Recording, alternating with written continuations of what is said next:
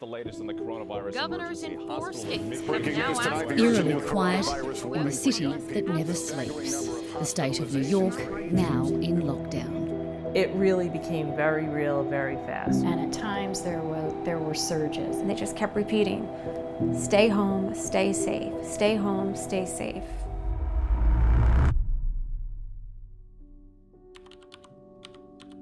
It happens everywhere.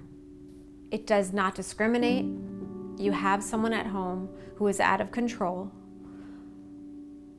who beats their partner.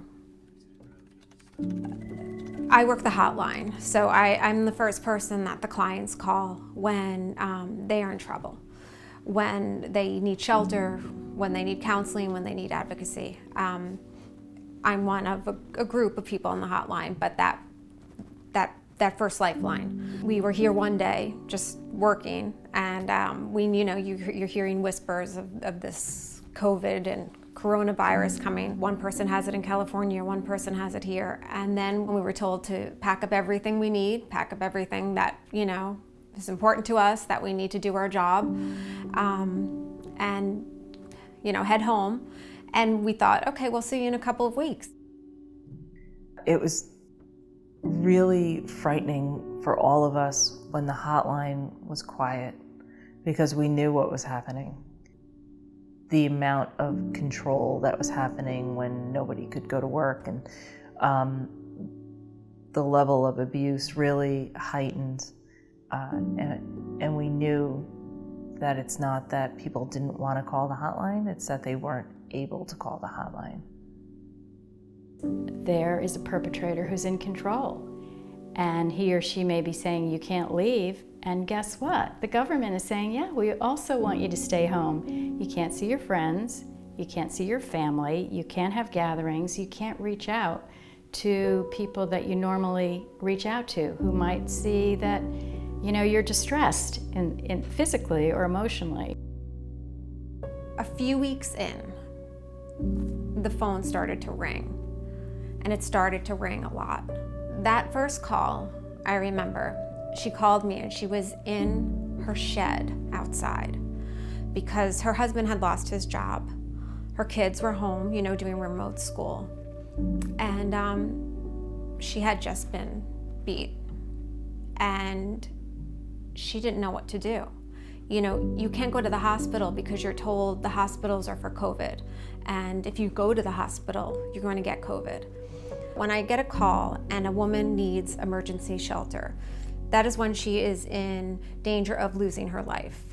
He'll go to work, and that's when we do our job. We get her here. We get her kids in a safe place, and we set it all up. Well, he lost his job. He's home, or he's working from home. So now these kids, their safe place was school. That's where their warm meal maybe came from, but that was their safe place. That's where they got 6 to 8 hours of peace. They didn't have to see their mom being abused. They didn't have to hear the screaming. They knew they were safe, and that was taken away from them. Now they, too, were locked in this box. And that killed me. Yeah, that was, sorry. But that was hard. That realization was very sobering to all of us, and we talked about it, and we said, how can we reach these women and make sure that no one loses their life during this time because they couldn't get out.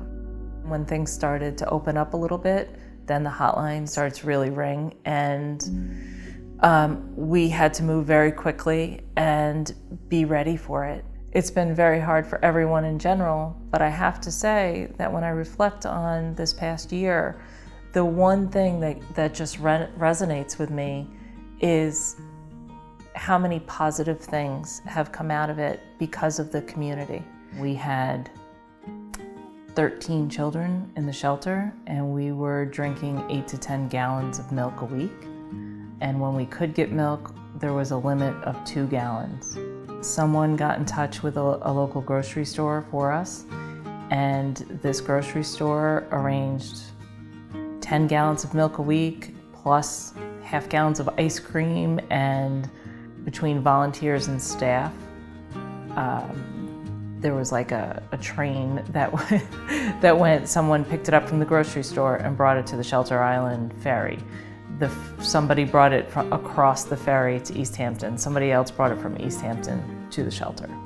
So just that was such teamwork just to get the shelter milk.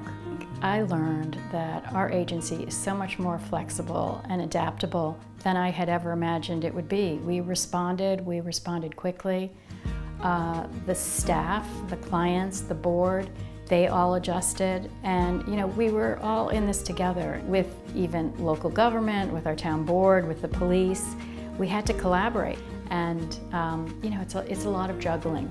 So I think I've learned that we can do it.